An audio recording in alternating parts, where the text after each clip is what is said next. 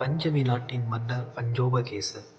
இவர் புதிதாக அமைத்த அழகிய தென்னந்தோப்பை காவல் காக்க பொறுப்பான ஆள் தேவை. அந்த வேலையை யாரிடம் ஒப்படைக்கலாம் என யோசனை செய்தார். அப்போது அவனுக்கு விவேக நினைவுக்கு வந்தது. அரசவை கோமாளியான அவன் அங்குமிங்கும் சுற்றி வருவான், எந்த வேலையும் செய்வதில்லை. அவனுக்கு இந்த வேலையை கொடுப்பது என்று முடிவு செய்தார். இந்த நிலத்தில் தென்னங்கன்றுகள் நடப்போகிறோம். இவற்றை பாதுகாக்கும் பொறுப்பு உன்னுடையது. இந்த கன்றுகளை இரவிலும் பகலிலும் நன்றாக பார்த்து கொள்ள வேண்டும். கவனமாக நடந்து கொள் என்றார் மன்னர்.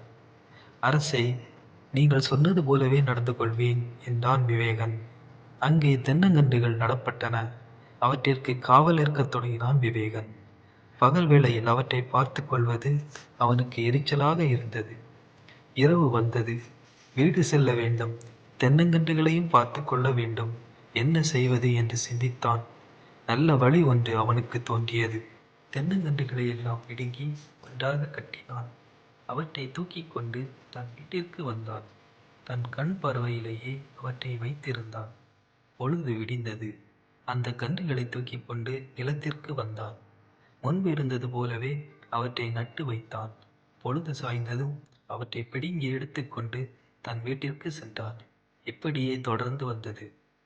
ஒரு வாரம் சென்றது.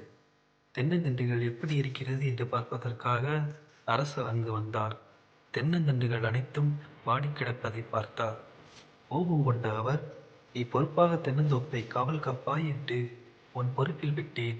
எல்லா கன்றுகளும் வாடி கிடக்கின்றன, என்ன செய்தாய் என்று கத்தினார். அரசே, நீங்கள்தான் இவற்றை பகலிலும் இரவிலும் நான் காவல் காக்க வேண்டும் என்றீர்கள்.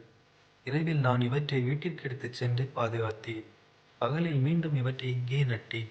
நீங்கள் சொன்னது போலவே நடந்து கொண்டேன். இவை ஏன் வாடிவிட்டன என்று எனக்கும் தெரியவில்லை என்றார்.